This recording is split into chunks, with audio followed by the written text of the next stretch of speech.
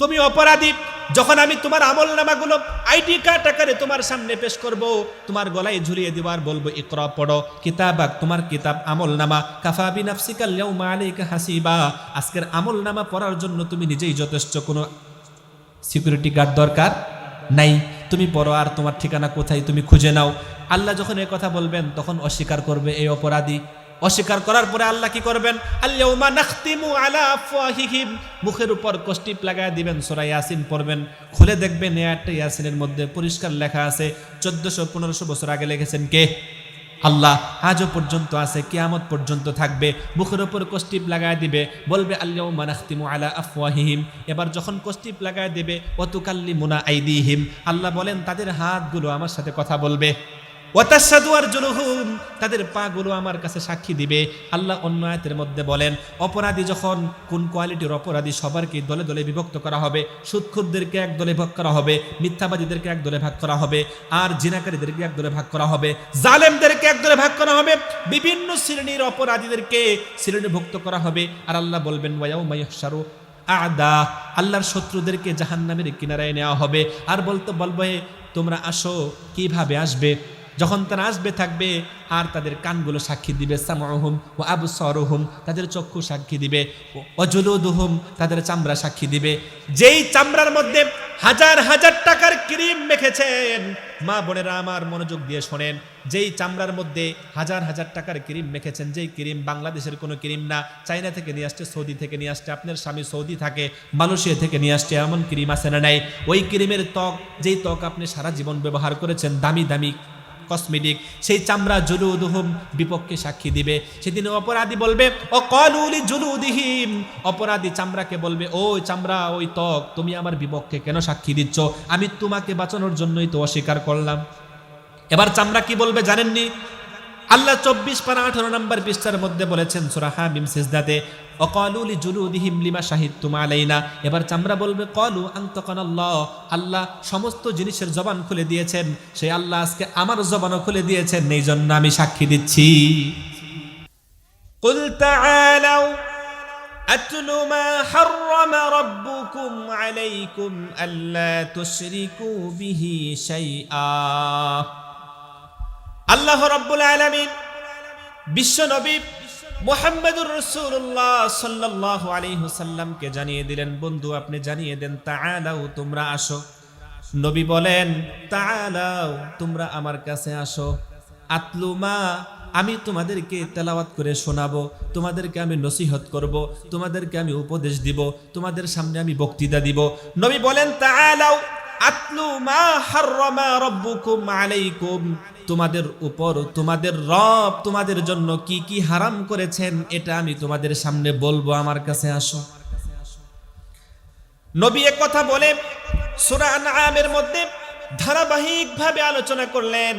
এক নম্বরে বিশ্বনবী কোরআনের ভূমিকায় তুলে ধরেছেন, সুস্থ সমাজ যদি নির্মাণ করতে চাও, সুস্থ সমাজ যদি গঠন করতে চাও, এক নম্বরে যেই ফর্মুলা তোমাকে অনুসরণ করতে হবে, আল্লাহ তুশরিকু বিহি, আল্লাহর সাথে কাউকে শিরিক করতে পারবা না। কোন স্ত্রী তার জীবদ্দশায় তার কোন সঙ্গিনী, তার কোন সতীন ঘরে আসুক, এটা যেমন স্ত্রী চায় না। স্ত্রীকে সৃষ্টি করছেন কে? আমার আল্লাহ বলেন দুনিয়াতে একজন স্ত্রী মহিলা যদি আর একজন সতীন না চায়, আমি আল্লাহ তোমাকে সৃষ্টি করলাম, আমি সারা পৃথিবীর মানুষকে সৃষ্টি করলাম, তুমি যখন আমার সাথে শরীক করো আমি কিভাবে মেনে নেই? দুনিয়ার জীবনে আল্লাহকে নিয়ে যারা কটূক্তি করে তাদের ঈমান থাকে না, যারা নবীকে নিয়ে কটূক্তি করে তাদের ঈমান থাকে না, যারা কোরআনকে নিয়ে কটূক্তি করে তাদের ঈমান থাকে না, যারা আখিরাতকে বিশ্বাস করে না তাদের ঈমান থাকে না, যারা ফেরেশতাদেরকে বিশ্বাস করে না তাদের ঈমান থাকে না। আল্লাহ বলেন সূরা বাকারার মধ্যে, আমানার রাসূলু বিমা উনজিলা ইলাইহি মির রাব্বিহি ওয়াল মুমিনুন, নবী ঈমান এনেছেন কোন জিনিসের উপর? যেই জিনিস নবীর উপর নাজিল করা হয়েছে। আমানার রাসূল, নবী মুহাম্মদ ঈমান এনেছেন, নবী মুহাম্মদের সাথে ওয়াল মুমিনুন, অন্য মুমিনরাও ঈমান এনেছেন। যারা নবীজির সাথে ঈমান এনেছেন তাদেরকে বলা হয় সাহাবায়ে কেরাম, সুবহানাল্লাহ। আর যারা নবীর সাথে ঈমান আনতে পারে নাই, পরবর্তীতে ঈমান আনছে, তাদেরকে মুসলমান বলা হয়, নবীর উম্মত বলা হয়, সাহাবায়ে কেরাম বলা হয় না। ওয়াল মালাইকাতি ওয়া কুতুবি ওয়া রাসূলি, আসমানের উপর, সমস্ত নবী রাসূলের উপর, ফেরেশতাদের উপর, আখিরাতের উপর বিশ্বাস রাখা ঈমানের দাবি। যদি একটাকে অস্বীকার করে তার ঈমান থাকবে না, কাফের হয়ে যাবে। বাউল নামে একজন শিল্পী, নাম হলো আবুল সরকার, আমার আল্লাহকে নিয়ে কটূক্তি করেছে, কোরআনকে নিয়ে কটূক্তি করেছে। সে বলে সূরা নাসের মধ্যে আল্লাহ এত নাচতে কইছে, নাচবো না কি করব? সে তেলাওয়াত করে কুল আউযু বিরাব্বিন নাস, কো নাস, মালিকিন নাস, কো মালিক সহ নাস, ইলাহিন নাস। এখানে বুঝি নাসের কথা আল্লাহ বলছে, নাসের কথা বলছে। একদল মুসলমান এই বাউল শিল্পীর বিপক্ষে মামলা দায়ের করেছে, আর একদল ঠান্ডা মেজাজের সুশীল সমাজ, শিক্ষিত সমাজ, পণ্ডিতরা এই বাউলের পক্ষ নিয়ে এই মুসলমানদের বিপক্ষে দাঁড়িয়েছে। এদেরও ঈমান থাকবে না। যারা আল্লাহ এবং আল্লাহর রাসূলের কটূক্তিকারীদের পক্ষে সাই দিবে, আল্লাহ এবং আল্লাহর রাসূলের কটূক্তিকারীদের পক্ষে দাঁড়াবে, তারাও কাফের হয়ে যাবে। শুধু এই এক বিধান না, যেমন সুদের বিধানের ক্ষেত্রে আল্লাহ বলেছেন যারা সুদ লেখবে, সুদের সাক্ষী দিবে, যারা সুদ লেনদেন করবে সবগুলোই অপরাধী হবে, সবগুলোর শাস্তি কি? আমার সাথে যুদ্ধ করার জন্য জনাদার প্রস্তুত হয়ে যা। নাউজুবিল্লাহ বলেন। তাহলে আল্লাহ বলেন আল্লাহ তুশরিকু বিহি, এক নাম্বার হলো আল্লাহর সাথে শিরিক করা যাবে না। শিরিক করলে কি হবে? আল্লাহ বলেন ইন্নাল্লাহা লা ইয়াগফিরু আন ইউশরাকা বিহি ওয়া ইয়াগফিরু মা দুনা যালিকা লিমান ইয়াশা।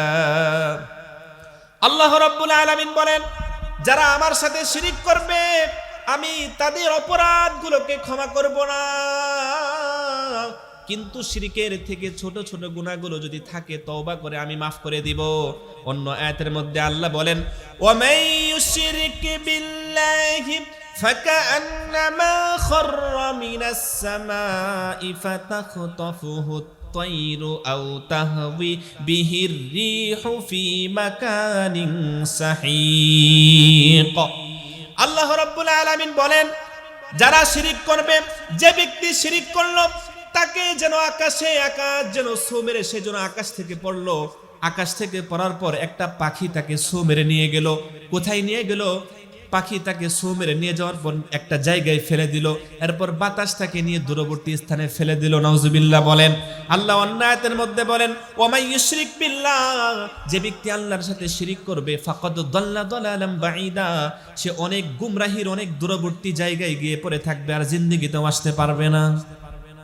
নাউজুবিল্লাহ বলবেন না। আল্লাহ অন্য আয়াতের মধ্যে বলেন কুলিদু আল্লাযীনা যাআমতুম মিন দুনিল্লাহ, তোমরা যাদেরকে দুনিয়ার জীবনে নেতা মানো, তোমরা যাদেরকে দুনিয়ার জীবনে বন্ধু মানো, তোমরা যাদেরকে দুনিয়ার জীবনে আইডল মানো, আল্লাহকে বাদ দিয়ে, লা ইয়ামলিকু মিসকালা দাররাতিন ফিস সামাওয়াতি ওয়ালা ফিল আরদ। কোরআনের কথা আল্লাহ বলেন আসমান জমিনে যাররা পরিমাণের মালিকানা তাদেরকে দেওয়া হয় নাই। যাররাটা কি? টিনের ঘরের ছিদ্র দিয়ে দেখবেন রোদের মধ্যে বালু কণা উঠতে থাকে, এই একটা কণা যদি কোটি কোটি বার ভাগ করেন দেখা যাবে নি? মুফাসসিরিনে কেরাম তাফসীরের কিতাবের মধ্যে লিখেছেন যাররা এমন একটা জিনিস যেটা চোখে ধরবে না। তাহলে আমরা টিনের ছিদ্রে যেই কণা দেখি এটা কি যাররা? এর থেকে কোটি কোটি গুণ এটা যদি ভাগ করেন যেই পরিমাণ হবে সেটাকে যাররা বলা হয়েছে। আল্লাহ বলেন লা ইয়ামলিকু মিসকালা দাররাতিন ফিস সামাওয়াতি ওয়ালা ফিল আরদ, তোমরা যাদেরকে আইডল মানো তাদেরকে যাররা পরিমাণও ক্ষমতা আসমান জমিনে দেওয়া হয় নাই। সুতরাং যেই সকল মুসলমান বাউলের পক্ষ হয়ে মুসলমানদের বিপক্ষে, কোরআনের বিপক্ষে দাঁড়ায় তাদের ঈমান আসেনি। সুতরাং ঈমানকে পাকাপুক্ত করতে হবে, ঈমানকে মজবুত করতে হবে। আমি ঈমানের জন্য সবকিছুই বিসর্জন দিয়ে দিব। প্রিয় ভাইরা আমার, আমি যেই দলই করি আমার আগে ঈমান, তারপরে আমার অন্য দল। আমার ঈমান যদি ঠিক না থাকে কিয়ামতের ময়দানে আমার ঠিকানা হবে জাহান্নাম। সেদিন কেউ কাউকে সুপারিশ করবে না, কেউ কারো কাজে আসবে না। স্বামী বলবে আমি বিবাহ করি নাই, স্ত্রী বলবে আমার বিবাহ হয় নাই, সন্তান অস্বীকার করবে। সন্তান বাবাকে চিনবে না, স্ত্রী স্বামীকে চিনবে না, স্বামী স্ত্রীকে চিনবে না, বাবা সন্তানকে চিনবে না, সন্তান বাবাকে চিনবে না। আল্লাহ বলেন আইডি কার্ড আকারে তোমাদের জিন্দেগির সমল আমল নামা আমি আইডি কার্ড আকারে তোমাদের গলার মধ্যে ঝুলিয়ে দিব, আর বলবো এই যে আইডি কার্ড আকারে গলার মধ্যে দিলাম, এবার তোমার আইডি কার্ড তোমার জন্য যথেষ্ট হয়ে যাবে। তুমি পড়ো আর তোমার ঠিকানা কোথায় তুমি নির্ধারণ করে নাও। প্রিয় ভাইরা আমার, শিরিক করা যাবে না কোনো অবস্থাতেই। শিরিক অনেক মারাত্মক অন্যায়, আল্লাহ শিরিক করা পছন্দ করেন না। সুতরাং সমাজের মধ্যে যদি কেউ শিরিক না করে তাহলে সবাই কি হয়ে যাবে? ঈমানদার। এক নাম্বার, সুস্থ সমাজ গঠন করতে হলে আল্লাহর সাথে শিরিক করা যাবে। সুতরাং তাহলে বোঝা গেল কোন কবরে যায় সেজদা করা যাবে না, দুর্মুট যাওয়া যাবে না, কোন খাজা বাবার দরবারে গিয়ে মানত করা যাবে না, খাসি মানত করা যাবে না, গরু মানত করা যাবে না, ভেড়া মানত করা যাবে না, অর্থাৎ কোনো কিছু মানত করা যাবে না। যেই মানুষটাকে আপনি চার কান্দে খাটিয়ে নিয়ে মাটি দিয়ে আসলেন, ওই কবরের পাশে গিয়ে কিভাবে আপনি মানত করেন? একটু বিবেককে প্রশ্ন করেন। আল্লাহ বলেন তোমার যদি বিবেক থাকে তুমি কিভাবে মাজারে যেয়ে মানত করো, গরু ছাগল দাও, আমি তো আছি। সন্তান দেওয়ার মালিক কে? সুতরাং এক ভাই বিবাহ করেছে, 20 বছর হয়েছে, সন্তান হয় না, চলে গেছে কোথায়? মাজারে। নাউজুবিল্লাহ। অথচ আমার সাহাবায়ে কেরাম বিশ্ব নবীর সাথে যারা ছিলেন সফর সঙ্গী, যদি পথের ফিতা ছিঁড়ে যাইতো নবীজির কাছে যাইতেন, ইয়া রাসূলুল্লাহ আমি কি করতে পারি? নবী বলতেন যাও মসজিদের কোনায় গিয়ে 2 রাকাত নামাজ পড়ে আল্লাহর কাছে বলো রব্বানা যালামনা আনফুসানা ওয়া ইল্লাম তাগফির লানা ওয়া তারহামনা লানাকুনান্না মিনাল খাসিরিন। শয়তান 80,000 বছর ইবাদত বন্দেগী করেছে। মুআল্লিমুল মালায়েকা, শিক্ষকদের টিচার ছিল শয়তান। এমন কোনো জায়গা নাই সেজদা করে নাই, একটা মাত্র হুকুম পালন করে নাই, সে শয়তানে পরিণত হয়েছে। তাকে শাস্তি দিয়েছে 3টা। আল্লাহ বলেন তোমার জান্নাতে বাসস্থান ছিল, জান্নাত থেকে বের করে দিলাম, ফাহবিত ফাখরুজ, বের হয়ে যাও মিনহা। যারা অহংকার করে তাদের ঠিকানা জান্নাতের মধ্যে থাকবে না, মাইনাস করে দিলাম। এরপরে বলেন তুমি জিন্দেগিতে যত আমল ইবাদত বন্দেগী করেছ সব কিছু বরবাদ হয়ে গেল। কেন? তুমি বলেছ আনা খায়রুম মিন, আমি আগুনের তৈরি, এই জন্য আমি উত্তম। প্রিয় ভাইরা আমার, একটা সিজদা না করার কারণে শয়তান হয়েছে। আদম আলাইহিস সালাম ভুল হয়েছিল, জমিনে পাঠিয়ে দিয়েছিলেন। আল্লাহ বলেছিলেন বের হয়ে যাও তুমি জান্নাত থেকে। জমিনে আসার পর বাবা আদম আলাইহিস সালাম আল্লাহর কাছে দোয়া করেছেন রব্বানা যালামনা, হে আল্লাহ জুলুম করছি নফসের প্রতি, আনফুসানা ওয়া ইল্লাম তাগফির লানা, আপনি যদি মাফ না করেন কার কাছে যাব? মাফ করে দেন। আল্লাহ বলে আদম তুমি ভুল বুঝতে পেরেছো, অনুতপ্ত হয়েছো, গুনার প্রতি লজ্জিত হয়েছো, আমি আল্লাহ তো রহমান, আমি রহমান নামী রসুলা করে তোমাকে মাফ করে দিলাম। এই জন্য শিরিক করা যাবে। 1 নাম্বার সবক, প্রিয় ভাইরা আমার মনোযোগ দিয়ে শুনেন। কালকে যদি কেউ জিজ্ঞাসা করে বানাবান্দার মাহফিল থেকে কি নিয়ে এসেছেন, আপনি বলবেন শিরিক করা যাবে না, আল্লাহর সাথে মাজারে যাওয়া যাবে না। সুতরাং ভালো করে মুখস্থ করেন। 1 নাম্বার শিরিক করা যাবে না। 2 নাম্বার কর্মসূচি, আয়াতের মধ্যে আল্লাহ বলেন ওয়াবিল ওয়ালিদাইনি ইহসানা। আমি সব সংক্ষিপ্ত আকারে বলবো, সময় তো অল্প, আপনারা থাকবেন। ওয়াবিল ওয়ালিদাইনি ইহসানা, সুস্থ সমাজ গঠন করতে হলে 2 নাম্বার কর্মসূচি কোরআন ঘোষণা করেছে। পিতামাতার সাথে, যুবকদেরকে ভালো করে শোনেন, পিতামাতার সাথে সদ্ব্যবহার করতে হবে। আমি জীবনে যত গবেষণা করেছি, যত রিসার্চ করেছি, পৃথিবীর যত স্কলার আছে, সমস্ত স্কলারশিপকে যদি জিজ্ঞাসা করেন এই কথার বাহিরে কোনো কথা বলতে পারবে না। কারণ আমি যেই কথাটা বলতেছি কোরআন থেকে বলতেছি, সর্বোত্তম কিতাব, সর্বশ্রেষ্ঠ কিতাব। যেই কিতাবকে গ্রহণ করলে, যেই কিতাবকে ফলো করলে, এই কিতাব আপনাকে আমাকে সুপারিশ করে জান্নাতে ঢুকায় দিবে। বুখারীর মধ্যে এসেছে মান জাআলা আমামাহু কাদামাহু ইলাল জান্নাহ, কোরআনকে যে অনুসরণ করবে এই কোরআন তাকে সুপারিশ করে জান্নাতে ঢুকায় দিবে। সুতরাং এই কোরআনের রেফারেন্স আমি আপনাদের সামনে পেশ করছি। আল্লাহ বলেন ওয়াবিল ওয়ালিদাইনি ইহসানা, পিতামাতার সাথে সদ্ব্যবহার করতে হবে। যুবক ভাইরা আমার, পিতামাতার সাথে কোনো অবস্থাতেই যদি বাবা আপনাকে হাতুড়ি দিয়ে মার দেয়, তারপরেও বাবার দিকে আপনি চোখ রাঙিয়ে কথা বলতে পারবেন না। যদি বাবা আপনাকে অন্যায় ছাড়াও আপনাকে ধমক দেয়, বাবার প্রতি আপনি কটু দৃষ্টিতে তাকাইতে পারবেন না, ধমক দিতে পারবেন না। আল্লাহ তাআলা এই কথাগুলো সুন্দর করে সূরা বনী ইসরাইলের 23 নম্বর আয়াতের মধ্যে বলেছেন। ভালো করে শুনে রাখেন প্রিয় ভাইরা আমার, যারা বাবা মাকে কষ্ট দিয়েছেন এই আয়াত থেকে মেসেজ নিয়ে যান, লিখে রাখেন সূরা বনী ইসরাইলের 23 নম্বর আয়াত। মনে করবেন ওই যে ঢাকা থেকে এসেছিল ওবাইদুল্লাহ বলে গিয়েছে সূরা বনী ইসরাইলের 23 নম্বর আয়াত। আল্লাহ বলেন, ওয়াকাদা রাব্বুকা আল্লা তা'বুদু ইল্লা ইয়্যাহু ওয়া বিল ওয়ালিদাইনি ইহসানা।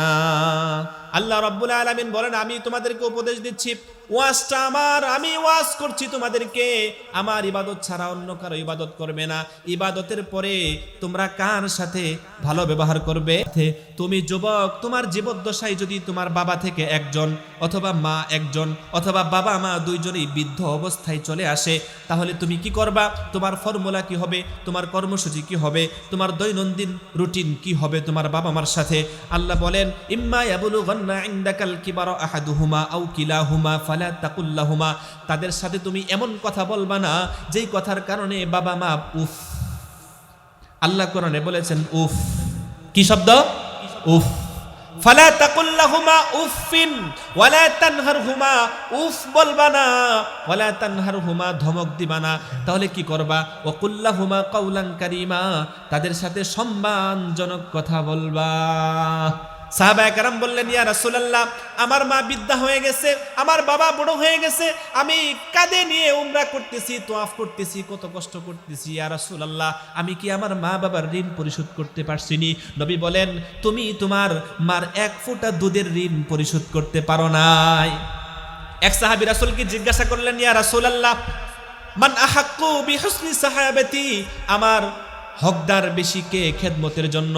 নবী বলেন, উম্মুকা উম্মুকা উম্মুকা। তিনবার বললেন মায়ের কথা, চতুর্থবার আবার বললেন এরপর হকদারকে। নবী বললেন, আবাকা, তোমার বাবা। তিনবার কেন বললেন? কোরআনের মধ্যে এসেছে 26 পারা 2 নম্বর পৃষ্ঠায় আল্লাহ তাআলা বলেন, ওয়াসাইনাল ইনসানা বিওয়ালিদাইহি ইহসানা। তোমরা পিতামাতার সাথে সদ্ব্যবহার করবা। কেন মার কথা তিনবার কেন বললেন? হামালাতু উম্মুহু, কেননা মা হচ্ছে এমন জিনিস, তাকে হামল করেছে কয় মাস? 10 মাস। অকুরহাউ, এরপরে তাকে পেশাব করেছে। এই যে প্রসব বেদনা, এই যে জন্ম দেওয়ার যে কষ্ট, 2টা 3 নাম্বার অফিসালুহু সালাসুনা শাহরা, দুধ পান করানোর যে কষ্ট, এই কষ্টগুলোর কারণে নবীজি সাল্লাল্লাহু আলাইহি ওয়াসাল্লাম কয়বার মায়ের খেদমতের কথা বলেছেন? 3 বার। বাবার কথা কয়বার? 1 বার। অন্য হাদিসের মধ্যে এসেছে, হুমা জান্নাতুকা ওয়া নারুকা, বাবা তোমার জন্য জান্নাত, তোমার জন্যই জাহান্নাম। অন্য হাদিসের মধ্যে নবী বলেন, বাবা মার সন্তুষ্টি আল্লাহর সন্তুষ্টি, বাবা মার অসন্তুষ্টি কার অসন্তুষ্টি? আল্লাহর অসন্তুষ্টি। সুতরাং 2 নম্বরে গেল পিতামাতার খেদমত করা। কোনো অবস্থাতেই পিতামাতার সাথে দুর্ব্যবহার করা যাবে না, ধমকের সুরে কথা বলা যাবে না, মারা তো দূরের কথা। কিন্তু অবস্থা এমন হয়েছে, যুবক জুয়ার নেশায় পড়ে, মদের নেশায় পড়ে, বিভিন্ন আক্রান্ত হয়ে জুয়া নেশা পড়ে বিভিন্নভাবে বাবা মার কাছে টাকা চায়। যখন বাবা মা টাকা দেয় না, বাবা মার হাত পা বেঁধে এরপরে টাকা নিয়ে সব শেষ করে ফেলে। আসে না নাই? এমনও আছে, পত্রিকার মধ্যে এসেছে, টাকার কারণে সন্তান নষ্ট হয়ে গেছে, টাকার কারণে বাবাকে হত্যা করেছে, মাকে হত্যা করেছে। নিজ খাটের নিচে যেই খাটে সন্তান লালন পালন করেছে বাবা মা, ওই খাটের উপর বাবা মাকে হত্যা করে ওই খাটের নিচে গর্ত করে বাবা মাকে পুঁতে রেখেছে। পত্রিকায় এসেছে। কেমন সন্তান, কেমন বাবা মা! সন্তানকে কোরআনের শিক্ষা দিতে পারেন নাই, আর সন্তানও বাবা মার খেদমত কি বুঝে নাই। এই জন্য প্রিয় ভাইরা আমার, যারাই বাবা মাকে কষ্ট দিয়েছেন, আজকের মাহফিল থেকে যাওয়ার পর যদি বাবা মা জীবিত থাকে, বাবা মার কাছ থেকে মাফ চেয়ে ক্ষমা চেয়ে নেবেন। আর যদি বাবা মা মরে যায়, আল্লাহ বলেন তুমি দোয়া করো, অকুর রব্বির হামহুমা কামা রব্বায়ানি সগীরা। তাহলে 1 নাম্বার কি? শিরিক করা যাবে, আল্লাহর সাথে শিরিক করা যাবে। 2 নাম্বার, পিতামাতার কি করতে হবে? আমি আয়াত পড়েছি সূরা আনআমের 151 নম্বর আয়াত, এই একটা আয়াত পড়েই শেষ করব, আপনারা থাকবেন। 3 নম্বরে আল্লাহ রাব্বুল আলামিন বলেন, ওয়ালা তাকতুলু আওলাদাকুম মিন ইমলাক, তোমরা দারিদ্র্যের ভয়ে তোমাদের সন্তানদেরকে হত্যা করবে না। কিসের ভয়ে? দারিদ্র্যের ভয়ে। রিজিকের মালিককে যদি এটা বিশ্বাস থাকে রিজিকের মালিক আল্লাহ, তাহলে কখনোই দারিদ্র্যের ভয়ে সন্তানকে হত্যা করতাম না। বলে হুজুর এটা আবার কেমনে সন্তানকে হত্যা করা হয়? আমরা তো সন্তানকে হত্যা করি নাই। হ্যাঁ, অনেক সন্তানকে হত্যা করেছেন, জন্ম নিয়ন্ত্রণের মাধ্যমে সন্তানকে হত্যা করেছেন। আমার রব কোরআনের মধ্যে ঘোষণা করলেন, ওমা মিন দাব্বাতিন ফিল আরদি ইল্লা আলাল্লাহি রিজকুহা। রিজিকের ফয়সালা কোথায় থেকে আসে? আল্লাহর পক্ষ থেকে আসে। আপনি এই বছর 10 বিঘে জমিন ধান লাগাইছেন, আল্লাহ যদি চান সমস্ত ধানের চিটাগুলো কি, সমস্ত ধানের যে শীষ আছে সমস্ত শীষ কি বানায় দিবেন? চিটা। আপনার কোনো ক্ষমতা আসেনি এটাকে ধান আকারে আপনি ঘরে নিয়ে আসবেন। এই যে কয়েকদিন আগের কথা, ভূমিকম্প হয়েছে, মাত্র কয়েক সেকেন্ডের ভূমিকম্প, ঢাকার প্রতিটি ওয়াসার পানি থেকে পানি নাই, সারা দিন পানির লাইন থেকে পানি বিচ্ছিন্ন হয়ে গেছে। ঢাকা শহরে মানুষ অস্থির, পানি ছাড়া কেমনে চলবে? ভূমিকম্প হয়েছে 10:30 থেকে বিকাল 5টা পর্যন্ত কোনো পানি নাই। রামপুরা, মালিবাগ, বাড্ডা, গুলশান কোনো পানি নাই। পানি আসছে রাতের 8টায়। আল্লাহ সূরা মুলকের মধ্যে বলেন, কুল আরাআইতুম ইন আসবাহা মাউকুম গাওরান ফামাইয়াতিকুম বিমাইম মাইন। আমি যদি পানিকে বন্ধ করে দেই, কোনো পাওয়ারফুল ব্যক্তি আসো, জমিন থেকে পানি উত্তোলন করতে পারবা? তাহলে কিসের ক্ষমতা? কিসের তো বড়াই দেখাও? তোমার তো কোনো পাওয়ার নাই। একটা প্যাকেটের মধ্যে তোমাদেরকে রাইখা দিয়েছে, এই প্যাকেটের বাহিরে তোমাদের যাওয়ার ক্ষমতা নাই। আল্লাহ সূরা রহমানের মধ্যে বলেছেন, ইনিস্তাতাতুম আন তানফুযু মিন আকতারিস সামাওয়াতি ওয়াল আরদ। আসমান জমিনের যে প্যাকেট আছে, এই প্যাকেটের বাহিরের ক্ষমতা যাওয়া আসেনি, নাই। সুতরাং আল্লাহ বলেন, ওয়ালা তাকতুলু আওলাদাকুম মিন ইমলাক। সন্তান যিনি দিবেন তিনি তার রিজিকের ফয়সালা করবেন। সুতরাং জন্ম নিয়ন্ত্রণের পদ্ধতি বাদ দিতে হবে, কারণ আপনি জন্ম নিয়ন্ত্রণের মাধ্যমে জানেন না কত সন্তান, কত ভ্রূণ নষ্ট হয়েছে। যদি আপনার জীবনে, আপনার দাম্পত্য জীবনে 10টা ভ্রূণ নষ্ট হয়ে থাকে, এই 10টা জীবনের হুকুম, 10টা জীবনের শাস্তি, 10টা জীবনের সাজা আল্লাহ পাকের পক্ষ থেকে আপনার উপর বার্তাবে। আর এই সাজাটা কি হবে? সেদিন আল্লাহ তাআলা আপনাকে বলে দিবে, জাহান্নাম ছাড়া কোনো ঠিকানা নাই। এই জন্য আল্লাহ বলেন, ওয়ালা তাকতুলু আওলাদাকুম মিন ইমলাক। তোমরা দারিদ্র্যের ভয়ে সন্তানদেরকে হত্যা করবে না। এখানে সুস্থ সমাজ গঠনের অনেক কিছু মূলনীতি আছে। 4 নম্বরে আল্লাহ বলেন, এরপরে এই আয়াতের মধ্যে আল্লাহ বলেন, নাহনু নারযুকুকুম, কেন আমি তোমাদেরকে রিজিক দেই। এরপরে আল্লাহ বলেন, ওয়া ইয়াহুম, আমি তাদেরকেও রিজিক দেই। সুবহানাল্লাহ বলেন। সুতরাং 1 নাম্বার আল্লাহর সাথে শিরিক করা যাবে না। 2 নাম্বার বাবা মার সাথে ভালো ব্যবহার করতে হবে। 3 নাম্বার দারিদ্র্যের ভয়ে সন্তানকে হত্যা করা যাবে। 4 নাম্বার আল্লাহ বলেন, ওয়ালা তাকরাবুল ফাওয়াহিশা মা যাহারা মিনহা ওয়া মা বাতন। এটা খুবই গুরুত্বপূর্ণ। ওয়ালা তাকরাবুল ফাওয়াহিশা মা যাহারা মিনহা ওয়া মা বাতন। কোনো অশ্লীল কাজ, কোনো অন্যায় কাজ, এটা প্রকাশ্য হোক অথবা গোপনে হোক, এর নিকটবর্তীও যাওয়া যাবে না। সমাজের মধ্যে এমন যুবকরা আছে না নাই, এমন বক্স নিয়ে আসে, বিটের চোটে জমিন কাঁপতে থাকে, আশপাশের অসুস্থ মানুষগুলো অসুস্থ হয়ে যায়, এক পর্যায়ে হার্ট অ্যাটাক করে অনেক মানুষ মারাও যায়, আছে না নাই? আল্লাহ বলেন, ওয়ালা তাকরাবুল ফাওয়াহিশা, কোনো অশ্লীল কাজের নিকটবর্তী যাবা না। এটা চাই গোপনে হোক প্রকাশ্যে হোক। গোপনে যেমন হারাম, প্রকাশ্যেও হারাম। প্রকাশ্যে যেমন হারাম, গোপনেও কি হারাম। সুতরাং আপনি নির্জনে, একেবারে যেখানে কেউ দেখে না, আপনার বাবা মা, আপনার স্ত্রী, আপনার সন্তান কেউ দেখে না, এমন একটা টুপি ঘরের মধ্যে, সাপড়া ঘরের মধ্যে, চরের মধ্যে, জঙ্গলের মধ্যে গিয়ে আপনি একটা সিগারেট খাইলেন, গাঁজা খাইলেন, আল্লাহর আড়াল দিয়ে আপনি খাইতে পারবেননি। আপনি আপনার বাবা মাকে ফাঁকি দিলেন, আপনার সন্তানের চোখ ফাঁকি দিলেন, কিন্তু যে আল্লাহ আপনাকে আমাকে সৃষ্টি করেছেন সেই আল্লাহ বলেন, ওয়ালা তাকরাবুল ফাওয়াহিশা মা যাহারা মিনহা ওয়া মা বাতন। তোমরা প্রকাশ্যে আর গোপনে কোনো ধরনের গুনাহ করবা না। অন্য আয়াতের মধ্যে আল্লাহ বলেন, এই শয়তানের অস্ত্র হলো তোমাদেরকে বিপদে ফেলানোর জন্য। কিন্তু আল্লাহ বলেন, এই দেখেন কোরআনের মধ্যে কত সুন্দর কথা বলেছেন, আশ-শাইতানু ইয়াইদুকুমুল ফাকরা ওয়া ইয়া'মুরুকুম বিল ফাহশা। শয়তান তোমাদেরকে দরিদ্রতার ভয় দেখায়, আর আল্লাহ বলেন, ওয়াল্লাহু ইয়াইদুকুম মাগফিরাতাম মিনহু ওয়া ফাদলা। আল্লাহ তোমাদেরকে রহমত এবং অনুগ্রহের কি দেন? দয়া দেন।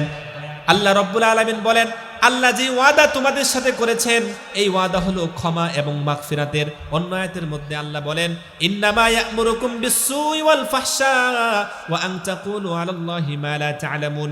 শয়তান, নিশ্চয়ই শয়তান তোমাদেরকে আদেশ করে অশ্লীল এবং অন্যায় কাজের বিরুদ্ধে এমন কথা বলতে আদেশ করে যেই কথার ব্যাপারে তোমাদের কোনো ধারণা নাই। বাউল বলছে না? এই বাউল শব্দের অর্থ কি জানেন?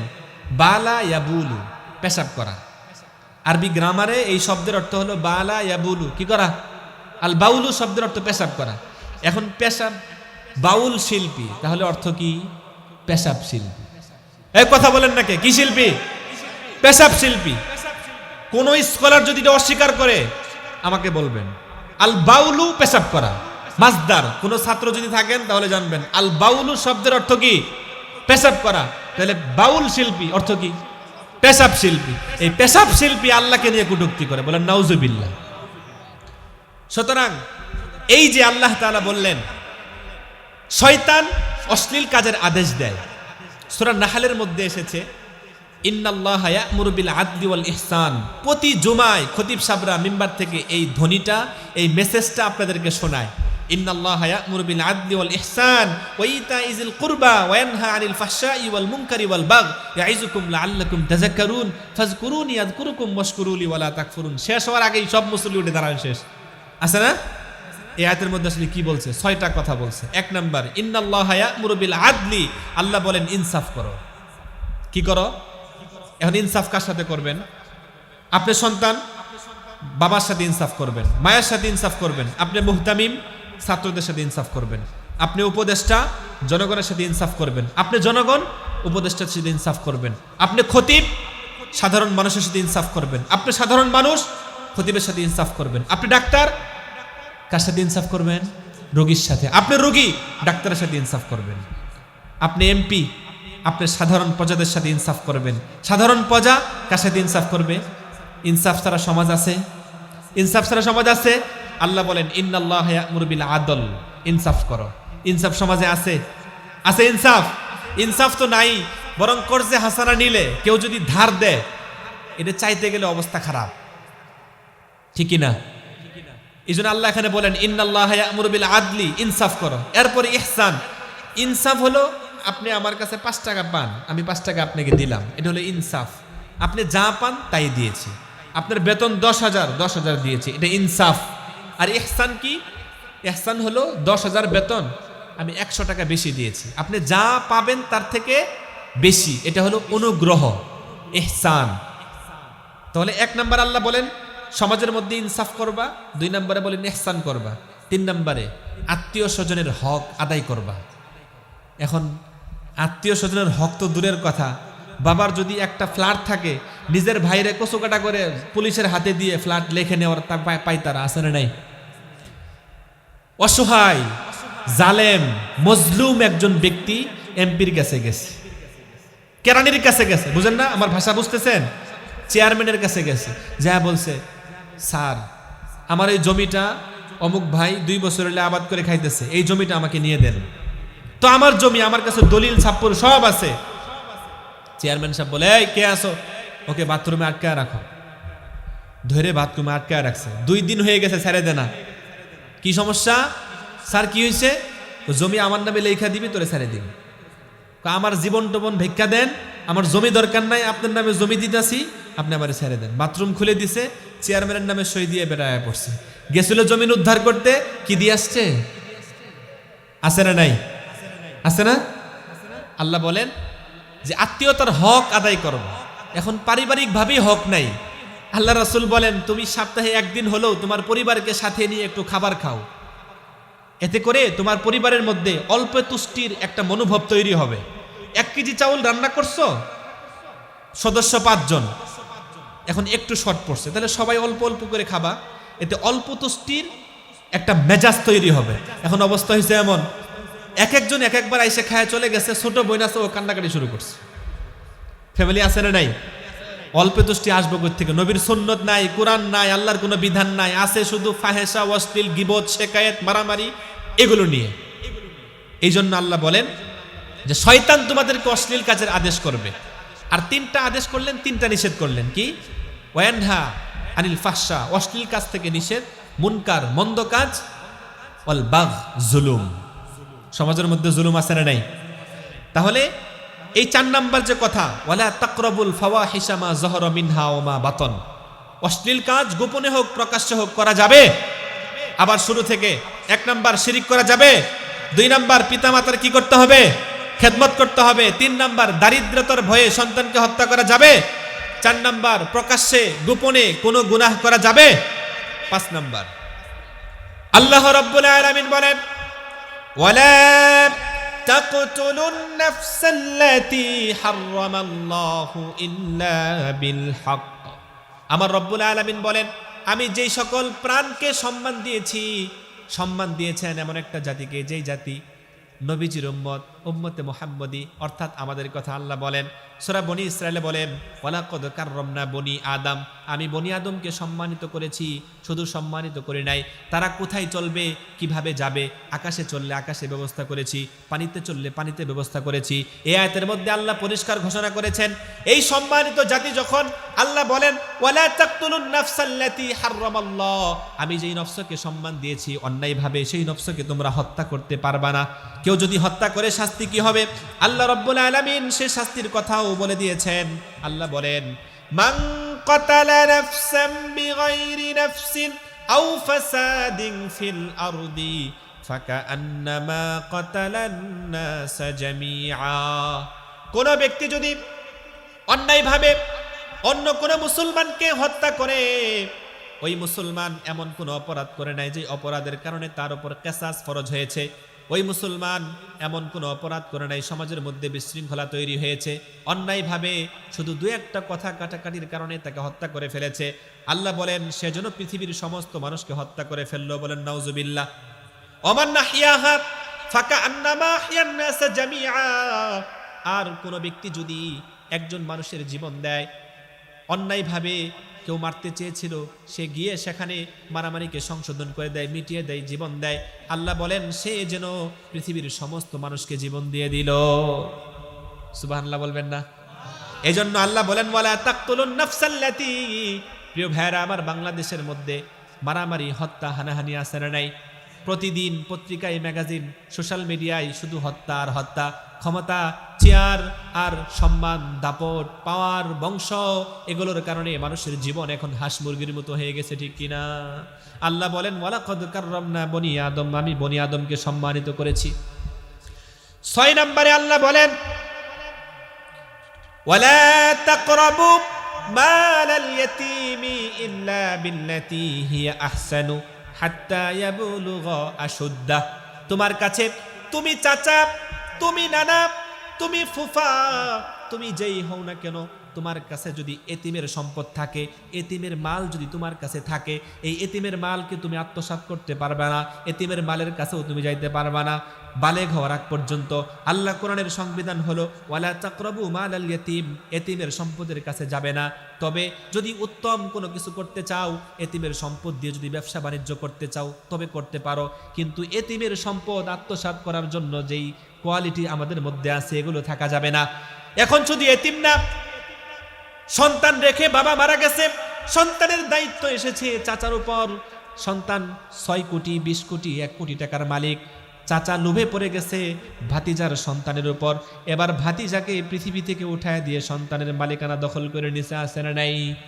আল্লাহ বলেন ওয়ালা তাকরাবু মালাল ইয়াতীম, এতিমের সম্পদের কাছে যাবে না, কেমন শাস্তি হবে? আল্লাহ অন্য আয়াতের মধ্যে বলেন ইন্নাল্লাযীনা ইয়াকুলুনা আমওয়ালাল ইয়াতীম, যারা এতিমের সম্পদ খাবে তারা যেন ওয়ায়াকুলুনা ফি বুতুনিহিম নার, তারা যেন আগুনকে পেটের মধ্যে ঢুকালো। বলেন নাউজুবিল্লাহ। ওয়া সায়াসলাউনা সাঈরা, তারা অচিরেই জাহান্নামের মধ্যে যাবে। আমি 10টা কর্মসূচি বলে শেষ করব, এই আয়াতটা শেষের দিকে বসেন। 7 নম্বরে আল্লাহ রাব্বুল আলামিন বলেন ওয়া আউফুল কাইলা ওয়াল মিজানা বিল কিসতি, খুবই গুরুত্বপূর্ণ কথা। 7 এবং 8 নাম্বার ওয়া আউফুল কাইলা, কাইল জাতীয় জিনিস, আপনারা কাঠা চিনেন, কাঠা চিনেন, বুল চিনেন, কাঠা দিয়ে পরিমাপ করে এমন জিনিস আছে না নাই? যখন আদি করছেন ক্ষেত, ধান ক্ষেত অথবা গম ক্ষেত, ভুট্টা ক্ষেত, এই কাঠা দিয়ে আপনি পরিমাপ করে আদিদারকে ভাগ করে দিচ্ছেন। আল্লাহ বলেন ওয়াউফুল কাইল, যখন তুমি কাইল জাতীয় জিনিস দিয়ে পরিমাপ করে কাউকে ভাগ করে দিবা তখন তুমি পরিপূর্ণভাবে দিবা, একটুও যেন এদিক সেদিক না হয়। যদি এদিক সেদিক হয় তোমার ঠিকানা সরাসরি কোথায়? জাহান্নাম। ওয়াউফুল কাইল। এরপরে আল্লাহ বলেন ওয়াল মিজান, ও ব্যবসায়ী ভাইরা মনোযোগ দিয়ে শোনেন, ওয়াল মিজান বিল কিস্তি, তুমি যখন দাড়ি পাল্লা খাড়া করবা, ইনসাফ প্রতিষ্ঠা করবা, 100 গ্রাম এক টুকরাও যেন এদিক সেদিক না হয়। তুমি যেই বিক্রেতাই হও না কেন, মাছ বিক্রেতা হও না কেন, সবজি বিক্রেতা হও না কেন, লাউ কদু যেই বিক্রি করো না কেন, চাউল বিক্রেতা, তুমি সারা জিন্দিগিতে 40 বছরে 50 বছরে যত ছটাক কম দিয়েছ, তোমার 40 বছরের ব্যবসায়ী জীবনে সব কিছু কাউন্ট করে আল্লাহ রাব্বুল আলামিন তোমার মাথার উপর অগ্নির আঙ্গার ঢেলে দিবেন। যত কিছু কম দিয়েছেন জীবনে, এই আঙ্গার নিয়ে নিয়ে গলে গলে আবার যখন শেষ হয়ে যাবেন আল্লাহ হুকুম করবে আবার আকৃতি ধারণ কর। কিয়ামত পর্যন্ত এইভাবে মানুষ আকৃতি ধারণ করবে, গলে যাবে, আবার মোমের মতো গলে যাবে, আবার আল্লাহ হুকুম করবেন আবার মানুষের আকৃতি ধারণ করবে। সেই বোঝাটা থাকবে কি জিন্দিগিতে যা কম দিছেন এটার। সুতরাং ব্যবসায়ী ভাইয়েরা নিয়ত করেন সামনে থেকে কি আরো কম দিবেন, বরং চাইলে একটু বেশি দিবেন, কম জিন্দিগিতেও দিয়েন না। বরং এখানে মুফাসসিরিনে কেরাম বলেন আপনি যখন কাউকে মেপে দিবেন খুবই ইনসাফের সাথে মেপে দিবেন, যখন আপনি কিনবেন খুবই ইনসাফের সাথে কিনবেন যেন সে কম না দেয়। এই জন্য আল্লাহ বলেন ওয়াউফুল কাইলা ওয়াল মিজানা বিল কিসতি, কাইল এবং ওজন জাতীয় জিনিস যখন পরিমাপ হবে ইনসাফের সাথে ইনসাফের দাঁড়িপাল্লা প্রতিষ্ঠা করবে। 7 এবং 8 চলে গেল। 9 নম্বরে আল্লাহ বলেন, আল্লাহ এ কথাও বলেছেন লা নুকাল্লিফু নাফসান ইল্লা ওয়াসআহা, আমি কোনো বান্দার প্রতি এমন কোনো কষ্টসাধ্য জিনিস চাপিয়ে দেই না যা ওই বান্দার প্রতি কষ্ট হয়। আল্লাহ 9 নম্বরে বলেন ওয়াইদা কুলতুম ফাদিলু, খুবই গুরুত্বপূর্ণ কথা। সূরা আনআমের মধ্যে আল্লাহ তাআলা বলেন ওয়াইদা কুলতুম ফাদিলু, যখন তোমরা মানুষের সাথে কথা বলবা স্বজনপ্রীতি চলবে না, বরং হক কথা বলবা। স্বজনপ্রীতি আমাদের সমাজে আছে না নাই? আল্লাহ বলেন ওয়াইদা কুলতুম ফাদিলু, যখন তুমি কথা বলবা ইনসাফের সাথে বলবা। বিশ্বনবী মুহাম্মদুর রাসূলুল্লাহ সাল্লাল্লাহু আলাইহি ওয়াসাল্লাম বলেন দুনিয়াতে যত মানুষ বসবাস করে অধিকাংশ মানুষ ধরা খাবে তার এই 2 জবানের কারণে। 2 ঠোঁটের মাঝখানে যে জিহ্বা আছে এই জিহ্বার কারণে মানুষ ধরা খাবে। কারণ কি? এই জিহ্বা দিয়ে সে সব কিছু করেছে, এক একজনকে এক এক ধরনের কথা দিয়েছে, ঠিক কিনা? আল্লাহ বলেন ওয়াইদা কুলতুম ফাদিলু, যখনই তুমি কথা বলবা ইনসাফের সাথে কথা বলবা। প্রিয় ভাইরা আমার, এই ব্যাপারে অন্য আরেকটা আয়াতের মধ্যে আল্লাহ খুবই সুন্দর করে তুলে ধরেছেন। দেখেন আল্লাহ কি বলেন, ইয়া আইয়ুহাল্লাযীনা আমানু কুনু কাওয়ামিনা বিল কিসতি শুহাদা আলিল্লাহি ওয়ালাউ আলা আনফুসিকুম আওিল ওয়ালিদাইনি ওয়াল আকরাবিন। আল্লাহ রাব্বুল আলামিন বলেন, হে ঈমানদারগণ, এখানে কাফেরদেরকে ডাক দেন নাই, এখানে খ্রিস্টানদেরকে ডাক দেন নাই, এখানে হিন্দুদেরকে ডাক দেন নাই, ইহুদিদেরকে ডাক দেন নাই, বাউলদেরকে ডাক দেন নাই। আল্লাহ বলেন ইয়া আইয়ুহাল্লাযীনা আমানু, হে ঈমানদারগণ যারা ঈমান এনেছে তাদেরকে ডাক দিয়েছেন। আল্লাহ বলেন কি বলেন শোনেন প্রিয় ভাইরা আমার, কুনু কাওয়ামিনা বিল কিসতি, তোমরা ইনসাফ প্রতিষ্ঠাকারী হয়ে যাও। আল্লাহ বলেন কি কারি হয়ে যাও? ইনসাফ প্রতিষ্ঠাকারী হয়ে যাও। শুহাদা আলিল্লাহ, কার জন্য? আল্লাহর সাক্ষ্য দানের জন্য। এরপরে আল্লাহ বলেন ওয়ালাউ আলা আনফুসিকুম, ওই যে বলেছিলাম ওয়াইজা কুলতুম ফাদিলু, যখন কথা বলবা কিসের সাথে বলবা? বলেন না কেন? ইনসাফের সাথে বলবা। আল্লাহ বলেন তুমি যখন কথা বলবা ওয়ালাউ আলা আনফুসিকুম, এই কথাটা যদি তোমার বিরুদ্ধে যায় তারপরেও কি বলবা?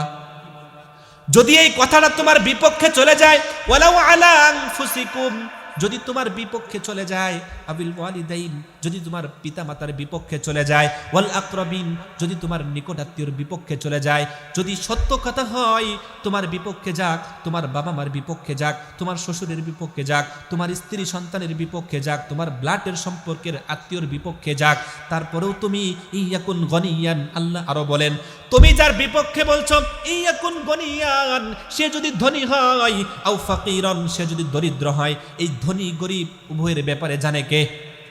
আল্লাহ বলেন ফাকিরান ফাল্লাহু আউলা বিহিমা, আমি উভয় শ্রেণীর মানুষের ব্যাপারে তোমার থেকে ভালো জানি। সুতরাং ফালা তাত্তাবিউল হাওয়া, তুমি ইনসাফ প্রতিষ্ঠা করার ক্ষেত্রে, সাক্ষ্যদানের ক্ষেত্রে কুপ্রবৃত্তির অনুসরণ করবা না। তার মানে কি? Money have, all have, money don't have, nothing have.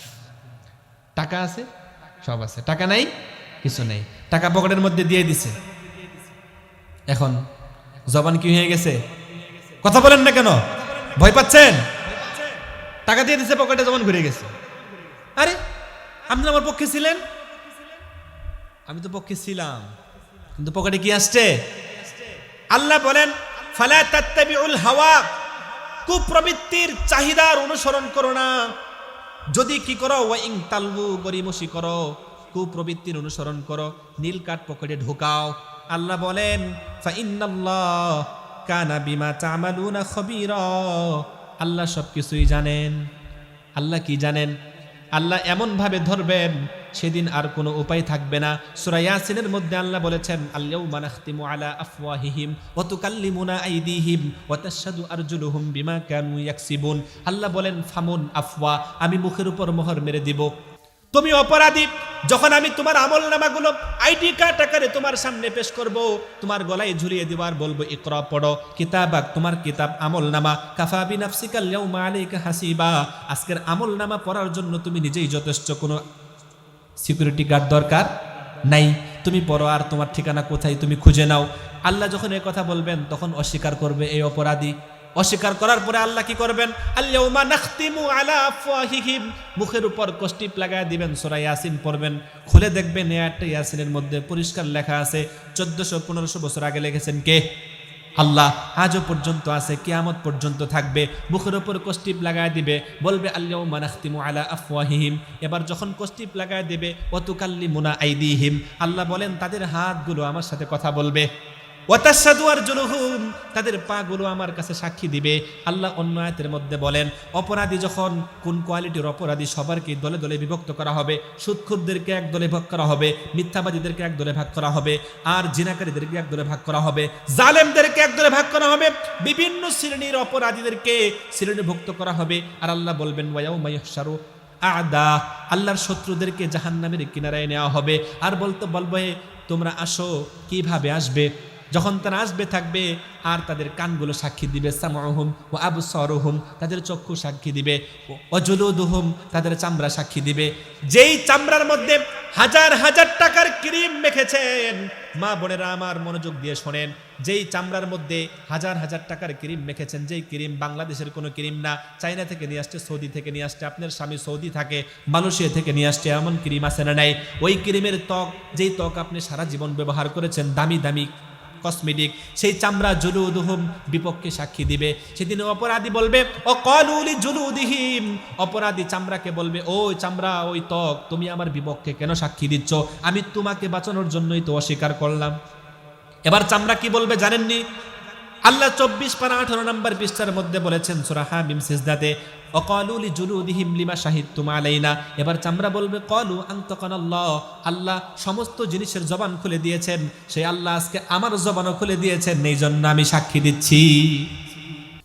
কোনো উপায় থাকবে না সেদিন। প্রিয় ভাইরা আমার, ফিরে আসি আলোচনায়। যেই কথা বলতেছিলাম, ওয়াইদা কুলতুম ফাদিলু, 9 নাম্বার। আর মাত্র একটা কর্মসূচি বাকি আছে সুস্থ সমাজ গঠনের জন্য। 9 নাম্বার, ওয়াইদা কুলতুম ফাদিলু, যখন কথা বলবা কিসের সাথে বলবা? ইনসাফের সাথে। এবার 10 নাম্বার, আল্লাহ রাব্বুল আলামিন বলেন 10 নম্বরে আউফু বিল আহদ। এই যে সুন্দর একটা কথা বললেন, ওবি আহদিল্লাহি আউফু, আল্লাহর ওয়াদা পূর্ণ করবা। ওয়াদা কয় ধরনের? 2 ধরনের। একটা ওয়াদা হলো মানুষ মানুষের সাথে করে, একটা ওয়াদা হলো মানুষ আল্লাহর সাথে করে, একটা ওয়াদা হলো মানুষ অন্যান্য প্রাণীদের সাথে করে। এই ওয়াদা কার সাথে সম্পৃক্ত? মানুষের সাথে। কারণ মানুষ মানুষের সাথে ওয়াদা করে, মানুষ আল্লাহর সাথে ওয়াদা করে, মানুষ অন্যান্য প্রাণীদের সাথে ওয়াদা করে। আর একটা ওয়াদা হলো আমার আল্লাহ মানুষের সাথে ওয়াদা করে। তাহলে ওয়াদা কয় রকম? 2 রকম। একটা ওয়াদা মানুষের পক্ষ থেকে, আর একটা ওয়াদা কার পক্ষ থেকে? আল্লাহর পক্ষ থেকে। ও বন্ধুরা আমার, কোরআনের মধ্যে আল্লাহ বলেন ওয়াবি আহদিল্লাহি আউফু, আল্লাহর ওয়াদা পূর্ণ করো। তুমি যে ওয়াদাগুলো আল্লাহর সাথে করেছো, কি ওয়াদা করেছো? ওই যে তোমাকে সৃষ্টি করার পর আল্লাহ বলেছিলেন আলাস্তু বিরব্বিকুম, আমি কি তোমাদের রব নয়? তোমরা সকলেই এক বাক্যে বলেছিলে ক্বালু বালা, হ্যাঁ আপনি আমাদের রব। কিন্তু দুনিয়াতে আসার পর রব কাকে বলে? এই রবের অস্তিত্ব যখন আমরা ভুলে যাই, রব যদি আমার সামনে থাকে, আমার জবাবদিহিতা আছে, যেই ডিপার্টমেন্টে জবাবদিহিতা থাকবে সেখানেই কর্মচারীরা কোনো অপরাধে লিপ্ত হবে না। যেখানেই ম্যানেজার ঢিলা ঢালা থাকবে সেখানের কর্মচারীরা কি করবে? কাজে ফাঁকি দিবে। কথা বলেন ঠিক কিনা? যখন মুসলমান হয়ে জবাবদিহিতার কথা ভুলে যায়, উদাসীনতা হয়ে যায়, বেপরোয়া হয়ে যায়, তখন এই মানুষটা, এই বান্দাটা, এই মুসলমানটা জিনা করে, এই মুসলমানটা সুদ খায়, এই মুসলমানটা অন্যের বউয়ের সাথে পরকিয়া করে। আছে না নাই? কথা বলেন আছে না নাই? আল্লাহ এই সময়, এখন বাজে কয়টা? 12টা 21 মিনিট। এই সময় নিসফুল লাইল, অর্ধরাত্র হয়ে গেছে। বুখারীর হাদিসের মধ্যে এসেছে এই সময় আমার রব প্রথম আকাশে নেমে আসে, এসে বলে, কে আছো দুনিয়াতে ঋণগ্রস্ত, ঋণ পরিশোধের জন্য আমার কাছে চাবে, আমাকে চাও, আমি তোমার ঋণ পরিশোধের ব্যবস্থা করে দেব। কে আছো অসুস্থ, সুস্থতা দরকার, আমার কাছে চাও, আমি তোমাকে সুস্থতার নিয়ামত দিয়ে দিব। কে আছো মেয়ে বিবাহ দিতে পারো না, কে আছো সন্তানকে বিবাহ করাইতে পারো না, আমার কাছে চাও, আমি দিয়ে দিব। কে আছো ব্যবসা বাণিজ্যে খুবই লস খেয়েছো, আমার কাছে চাও, আমি দিয়ে দিব। কিন্তু এই সময় মোবাইলে আসক্ত, জিনায় আসক্ত, সিরিয়ালে আসক্ত মুসলমানের শর্ত, কিন্তু এগুলো সারা যেগুলো আছে এগুলো আমাদের মধ্যে নাই। নামাজ, রোজা, হজ, যাকাত এগুলো করলে কি মুসলমান হওয়া যায় নাকি? ওই যে বললাম নামাজি সুদখোর, বলছিলাম না শুরুতে, নামাজি সুদখোর, নামাজ পড়ে বেরিয়েছে আবার সুদ দেয়। আছে না নাই? এই জন্য আল্লাহ তাআলা বলেন ওয়াউফু বিল আহদ ইন্নাল আহদা কানা মাসউলা, যেই ওয়াদা তোমরা আল্লাহর সাথে করেছো এই ওয়াদা সম্পর্কে তোমাদেরকে জিজ্ঞাসা করা হবে। প্রিয় ভাইয়েরা আমার, আল্লাহ ওয়াদা করেছেন। কি ওয়াদা করেছেন শুনলে খুবই মজা পাবেন, খুবই মজা লাগবে, আত্মাটা প্রশান্তি হয়ে যাবে, খুবই শান্তি পাবেন, লাজ্জত আসবে দিলের মধ্যে। আল্লাহর কি ওয়াদা? আল্লাহ রাব্বুল আলামিন 10 পারাতে খুবই সুন্দরভাবে তুলে ধরেছেন। ওয়াদাল্লাহুল মুমিনিনা ওয়াল মুমিনাত, আল্লাহ রাব্বুল আলামিন ওয়াদা করেছেন মুমিনদের সাথে। ওয়াদাল্লাহুল মুমিনিনা ওয়াল মুমিনাতি জান্নাতিন তাজরি মিন তাহতিহাল আনহারু খালিদিনা ফিহা ওয়া মাসাকিনা তাইয়্যিবাতান ফি জান্নাতি আদন। আল্লাহু আকবার। আল্লাহ রাব্বুল আলামিন বলেন ওয়াদাল্লাহ, ওয়াদা করেছেন কে? আল্লাহ ওয়াদা করেন। ওয়াদাল্লাহ, আল্লাহর ওয়াদা হলো ওয়াল মুমিনিনা ওয়াল মুমিনাত, মুমিন পুরুষ এবং মুমিন নারীদের জন্য আল্লাহ ওয়াদা করেছেন। কি ওয়াদা? জান্নাতিন তাজরি মিন তাহতিহাল আনহার, এমন একটা জান্নাতের ওয়াদা করেছেন যেই জান্নাতের নিচ দিয়ে তলদেশে নহর প্রবাহিত হতে থাকবে। সুবহানাল্লাহ। যদি এমন একটা জান্নাত আপনাকে দান করা হয়, যেই জান্নাতের দুই পাশে আঙ্গুরের বাগান থাকবে, মাঝখানে আর একটা নহর থাকবে, যেই নহর থেকে আপনি সারা পৃথিবী দেখতে পাবেন, এমন একটা জান্নাত যদি দান করা হয় কেমন হবে? সুন্দর। খুবই দুর্বল একটা মানুষকে আল্লাহ 2টা জান্নাত দান করবেন। দান করার পর আল্লাহ বলবেন তোমার আরো কোনো কিছু বাকি আছে নি, আরো কোনো নিয়ামত? আল্লাহ বলবে আপনি তো অনেক নিয়ামত। বান্দা বলবে আপনি অনেক নিয়ামত দিয়েছেন, আর কি নিয়ামত দিবেন? এবার আল্লাহ বলবে নিয়ামত তো শুরু মাত্র, কিছুই হয় নাই। আল্লাহ নিজের দিদারটা খুলে দিয়ে বান্দা সরাসরি আমার রবকে দেখতে পাবে। আল্লাহ রাব্বুল আলামিন বলেন এমন একটা জান্নাত তোমাদেরকে দান করব, মাসাকিনা তাইয়্যিবাতান ফি জান্নাতি আদন, এই আদ জান্নাত তোমাদেরকে দান করব। সাথে আছে ওয়ারিদওয়ানুম মিনাল্লাহি আকবার, আল্লাহর সন্তুষ্টি। দুনিয়াতে আপনি স্ত্রীকে সন্তুষ্টি করতে পারবেন না, আপনার বাবা মাকে সন্তুষ্টি করতে পারবেন না, আপনার আত্মীয় স্বজনকে সন্তুষ্টি করতে পারবেন না। ওয়ারিদওয়ানুম মিনাল্লাহি আকবার, আল্লাহ বলেন তুমি যদি আমাকে সন্তুষ্টি করো, যদি তুমি দুনিয়ার মানুষের ভালোবাসা পেতে চাও, সূরা কাহফের মধ্যে, সূরা মারিয়ামের মধ্যে, সূরা বনি ইসরাইলের মধ্যে আল্লাহ বলেন ইন্নাল্লাযীনা আমানু ওয়া আমিলুস সলিহাতি সায়াজআলু লাহুমুর রহমানু বুদ্দা, তুমি সম্মান পেতে চাও, সারা পৃথিবীবাসী তোমাকে সম্মান করুক। আল্লাহ বলেন 2টা প্রক্রিয়া, 2টা পদ্ধতি আল্লাহ শিখায়া দিলেন।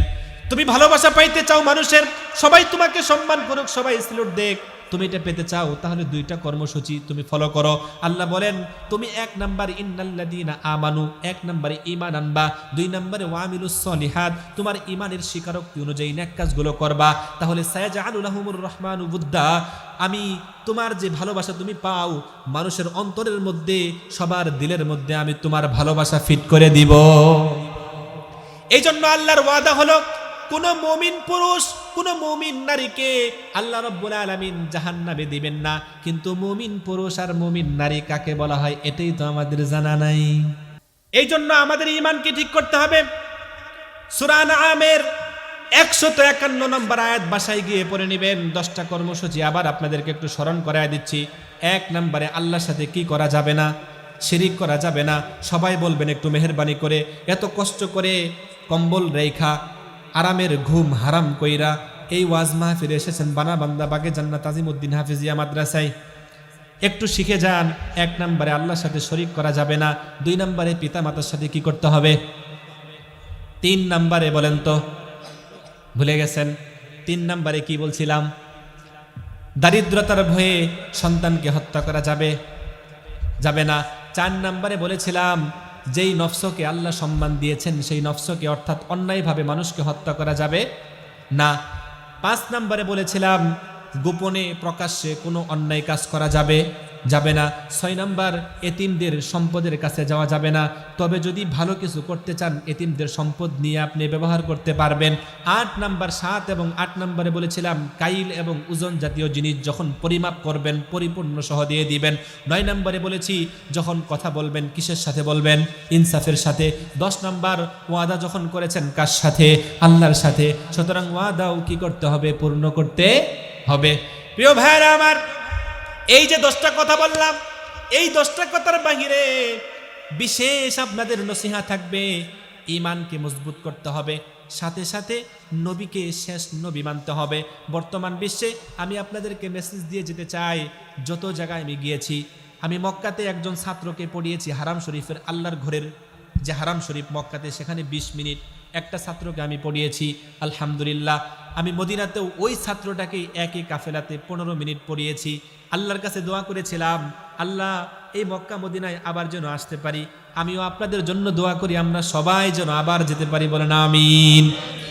আমি যেখানেই যাই সেখানেই মক্কাতেও বলেছি, মদিনাতেও বলেছি, মাগুরাতে বলেছি, মাদারগঞ্জে বলেছি, ইসলামপুর বলেছি, সবারচর বলেছি, বগুড়াতে বলেছি, যত জায়গায় মাহফিলে গিয়েছি, যত জেলায় মাহফিলে গিয়েছি সব জেলায় আমি বলেছি।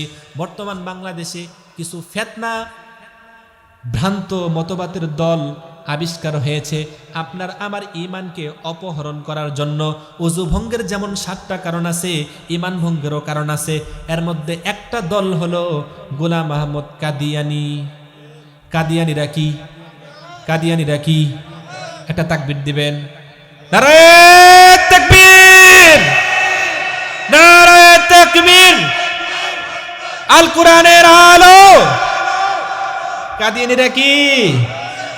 কাফের কি? একটু সংক্ষিপ্ত আপনাদেরকে একটা ডোজ দিয়ে শেষ করব। কেন কাদিয়ানিরা কাফের? আমাদেরকে ঈমান রাখতে হবে, আমাদের নবী শেষ নবী। আমাদের নবী কি নবী? শেষ নবী। আমার রব্বুল আলামিন বলেন, মা কানা মুহাম্মাদুন আবা আহাদিম মির রিজালিকুম ওয়ালাকিন রাসূলুল্লাহি ওয়া খাতামান নাবিয়্যিন ওয়া কানা আল্লাহু বিকুল্লি শাইইন আলিমা। আমার রব্বুল আলামিন বলেন, মা কানা মুহাম্মদ, আমাদের নবীর নাম কি? আল্লাহ কোরআনের মধ্যে মুহাম্মদ শব্দ তুলে ধরে বলেন, মা কানা মুহাম্মদ, মুহাম্মদ না, আবা আহাদিম মির রিজালিকুম, তোমাদের কোনো পুরুষের বাবা। তাহলে কি? ওয়ালাকির রাসূলুল্লাহ, তিনি কার রাসূল? সাথে লকব লাগালেন ও খাতামান নাবিয়্যিন, তিনি শেষ নবী, সাইয়্যিদুল আম্বিয়া, সমস্ত নবীর সর্দার, সমস্ত নবীদের ইমামুল মুরসালিন, সমস্ত নবীদের ইমাম। কথা বলেন ঠিক কিনা? সূরা বনী ইসরাঈলের মধ্যে আল্লাহ বলেন, সুবহানাল্লাযী আসরা বিআবদিহি লাইলাম মিনাল মাসজিদিল হারাম ইলাল মাসজিদিল আকসা। বিশ্বনবী মুহাম্মদুর রাসূলুল্লাহ সাল্লাল্লাহু আলাইহি ওয়াসাল্লাম মসজিদে হারাম থেকে মসজিদে আকসা যখন হিজরত করলেন, সেখান থেকে সিদরাতুল মুনতাহা আল্লাহর সাথে কথোপকথন হলো, নামাজ নিয়ে আসলেন, জান্নাত জাহান্নাম দেখলেন। এই কথা যখন সকালবেলা কওমের মাঝে ঘোষণা করলেন, এবার আবু জাহেল বলে মুহাম্মদ বলে কি মিথ্যাবাদী, জাদুকর, কাহেন, অনেক কিছু বলতেছিল। এবার আমার নবীর সাহাবী বন্ধু আবু বকর সিদ্দিককে ডাকা হলো। আবু বকর সিদ্দিককে আবু জাহেল বলে, তোমার মুহাম্মদ বলে কি সে নাকি এক রাতে মসজিদে আকসা থেকে হারাম, সেখান থেকে আল্লাহর কাছে গিয়েছে, জান্নাত জাহান্নাম দেখেছে, এ কি জাদুকর না মিথ্যাবাদী বলো। আবু বকর বলে, নবী বলেছে কথা, আবু জাহেল বলে হ্যাঁ নবী বলেছে। এবার আবু বকর বলে সাদাকা রাসূলুল্লাহ সুবহানাল্লাহ, নবীজি সত্য বলেছেন। তখন থেকে আবু বকরের নাম হলো আবু বকর সিদ্দিক রাদিয়াল্লাহু আনহু। এবং আমরা সমাজের মধ্যে অনেকেই নাম রাখি সিদ্দিক। সিদ্দিক শব্দের অর্থ হলো সত্যবাদী, জিন্দিগিতেও সত্য কথা বলে না, নাম রাখছে সিদ্দিক। কথা বলেন ঠিক কিনা? নাম রাখছে সিদ্দিক, জিন্দিগিতেও সত্যর ধারে কাছেও নাই। এই জন্য প্রিয় ভাইরা আমার, নামের অনেক গুণ আছে। হাদিসের মধ্যে এসেছে নামের কারণে অনেক মানুষ জান্নাতে যাবে, নামের কারণে অনেক মানুষ জাহান্নামে যাবে। বলতেছিলাম আমার নবী শেষ নবী, আমার আল্লাহ কোরআনের মধ্যে ঘোষণা করলেন খাতামান নাবিয়্যিন, সিল মোহর মেরে দিলাম। এই যে মোহর মারছি, এই সিল আর কেউ উঠাইতে পারবে না পৃথিবীর জমিনে। আমার নবী বলেন আনা খাতামুন নাবিয়্যিন, আমি শেষ নবী, লা নাবিয়্যা বাদি, আমার পরে কোনো নবী নাই। যদি কেউ দাবি করে তাহলে কাজ্জাব, দাজ্জাল, সে হবে মিথ্যাবাদী দাজ্জাল। নবীজি এ কথাও বলেন আমার পরে 30 জন মিথ্যা নবীর দাবিদার হবে, সবগুলো মিথ্যাবাদী, কারো কথা বিশ্বাস করবা না। সুতরাং গোলাম আহমদ কাদিয়ানী 1947 সালে যুদ্ধ হয়েছিল, 1971 স্বাধীন হয়েছিল, পাকিস্তান বাহিনীকে বের করা হয়েছিল, ব্রিটিশরা দখল করেছিল, ক্ষমতা ইস্ট ওয়েস্ট কোম্পানি দখল করেছিল, বাংলাদেশের হাত থেকে চলে গেছিল, মুসলমানদের হাত থেকে আবার আসছে। ইতিহাস আপনারা জানেন, আমি সেদিকে যাব না। ওই সময় গোলাম আহমদ কাদিয়ানীকে ভারত উপমহাদেশে বলেছিল, এই ব্রিটিশরা বলেছিল ইংরেজরা, তোমাকে আমরা গোলাম আহমদ কাদিয়ানী, তুমি মিথ্যা নবীর দাবি করো ভারতবর্ষে। ওই সময় ভারত উপমহাদেশের মুজাদ্দিদে মিল্লাত শাহ আব্দুল আজিজ দেহলভী রহমতুল্লাহ আলাইহি ঘোষণা করলেন সারা পৃথিবী জুড়ে এই গোলাম আহমদ কাদিয়ানীর বিরুদ্ধে যুদ্ধ হবে। সারা পৃথিবীকে 10 কোটি মুসলমান যুদ্ধের জন্য প্রস্তুত হয়ে গেল। ওই সময় থেকে আজও পর্যন্ত গোলাম আহমদ কাদিয়ানীদের বিরুদ্ধে রাষ্ট্রীয়ভাবে এখনো ঘোষণা করে নাই। এই যে গত 15 তারিখ নভেম্বরের সোহরাওয়ার্দী উদ্যানে বিশাল আকারে সমাবেশ হয়েছে, আমরা এখনো দাবি করি, আজকের মাহফিল থেকেও বলি, আমার নবী শেষ নবী, কিয়ামত পর্যন্ত আর কোনো নবী আসবে না। কেউ যদি বলে আমি নবী তাহলে সে মিথ্যাবাদী, তাকে মানা যাবে না। কেউ যদি দাবি করে কোনো সংগঠন, সেই সংগঠনের সাথে যুক্ত হওয়া যাবে না। আমি আপনাদেরকে যে মেসেজটা দিতে চাই, আপনারা সাধারণ মানুষ, কৃষিজীবী মানুষ, খেটে খাওয়া মানুষ, আপনারা কোরআন হাদিস গবেষণা করার সুযোগ পান না, সময় পান না, সন্তানদেরকে ওইভাবে মানুষ করতে পারেন নাই। আমি দোয়া করি আপনাদের সন্তান যেন কোরআন হাদিস রিসার্চ করে আপনাদেরকে দিনের পথে নিয়ে আসতে পারে। প্রিয় ভাইয়ারা আমার, আমি যেই কথাটা বলতে চাই, অনেক জায়গায় দেখবেন গোলাম আহমদ আহমদিয়া মুসলিম জামাত জামে মসজিদ, যেখানে দেখবেন আহমদিয়া মুসলিম জামাত জামে মসজিদ, ওইটাই কাদিয়ানীদের মসজিদ, ওইটা মসজিদ না। কোরআন বলে ওয়াল্লাযীনা ইত্তাখাযু মাসজিদান দিরারান ওয়া কুফরান ওয়া তাফরীকাম বাইনাল মুমিনিন। বিশ্বনবী যখন কুবা মসজিদ নির্মাণ করেছিলেন মদিনায় পাশে, তারা মসজিদে দিরার নির্মাণ করেছিল কাফের মুশরিকরা। কেন নির্মাণ করেছিল? মুসলমানদেরকে অস্তিত্ব বিলীন করে দেওয়ার জন্য, যেন মুসলমানদের কোনো অস্তিত্ব না থাকে। আল্লাহ ওহী পাঠিয়ে দিলেন বিশ্বনবীর কাছে, হে নবী আপনিও মসজিদে যাবেন না। কেন? ওই মসজিদ কোনো মসজিদ না, ওটা হচ্ছে মসজিদে দিরার। ওইটাকে তারা এই জন্য নির্মাণ করেছে, মুসলমানদেরকে শেষ করে দিবে। বিশ্বনবী সাহাবায়ে কেরামের মধ্যে জানিয়ে দিলেন, ও আমার বন্ধুরা সাহাবায়ে কেরাম, জেনে রাখো তারা যে মসজিদ নির্মাণ করেছে এটা মসজিদ না, ওয়াল্লাযীনা ইত্তাখাযু মাসজিদান দিরার, এটা হলো মসজিদে দিরার। সাহাবায়ে কেরামের সংবাদ শোনার পরে সকল সাহাবী গিয়ে মসজিদ ভেঙ্গে চুরে আগুন দিয়ে জ্বালিয়ে সারকার করে দিয়েছেন। ওই জায়গায় গিয়েছিলাম, দেখে আসছি। উহুদের ময়দানে বিশ্বনবীর 2টা দাঁত মুবারক শহীদ হয়ে গেছে। তালহা রাদিয়াল্লাহু আনহু সাহাবী ঘাড়ে তুলে নবীজিকে 1 মাইল উপরে তুলে যেই পাহাড়ে ঢুকাইয়াছিলেন, নবীজি যেই জায়গায় শুয়েছিলেন উহুদ পাহাড়টা 7 মাইল লম্বা, উঁচু 1 মাইল। আমি উঠেছিলাম, সেখানে গিয়েছি, নবীজি যেখানে শুয়েছিলেন 2টা দাঁত ভেঙে যাওয়ার পরে নবীজি যেখানে শুয়েছিলেন ওই জায়গায় 2টা পাহাড়, এই যে সামিয়ানা করেছেন এর থেকেও বিশাল বড় বড় 2টা পাহাড়। এই পাহাড়ের মাঝখানে যখন নবীজি গেছেন পাহাড় ফাঁক হয়ে গেছে, বলেন সুবহানাল্লাহ। নবীজি শুয়েছিলেন ওই জায়গাটা এখনো আছে। সৌদি সরকার ওইটাকে প্রাচীর ঢালা করে দিয়েছেন যেন মানুষ ঢুকতে না পারে, কারণ পাকিস্তানি আর বাঙালি এই এত আবেগপ্রবল মানুষ, যেখানেই যা সেখানেই সেজদা করে, যেখানে যা সেখানেই সেজদা করে, এই জন্য প্রাচীর দিয়ে ঢেকে দিয়েছেন। ওই জায়গা আমি নাক লাগিয়েছিলাম এবং আমাদের সফর সঙ্গী যারা ছিলেন 22 জন, সবাই সেখানে নাক লাগিয়েছেন। নবীজি শুয়েছিলেন আজ থেকে 1500 বছর আগে, আজও পর্যন্ত ওই প্রাচীরের ভিতর থেকে মেশকাম্বরের ঘ্রাণ আসে। বিশ্বনবী দিনের জন্য কত কিছু করেছেন। আমার নবী শেষ নবী, নবীর পরে কোনো নবী আসবে না। কোরআনের মধ্যে আল্লাহ বারবার চ্যালেঞ্জ করেছেন। দেখেন সূরা বাকারার প্রথম কয়েকটা আয়াতের মধ্যে আল্লাহ বলেন, ওয়াল্লাযীনা ইউমিনুনা বিমা উনজিলা ইলাইকা ওয়া মা উনজিলা মিন ক্বাবলিকা ওয়া বিল আখিরাতি হুম ইউকিনুন। শেষ করে দিচ্ছি। আল্লাহ রাব্বুল আলামিন বলেন ওয়াল্লাযীনা ইউমিনুনা, যারা ঈমান এনেছে, বিমা উনজিলা ইলাইকা, ও নবী মুহাম্মদ আমি তোমার উপর যা নাজিল করছি, নাম কি?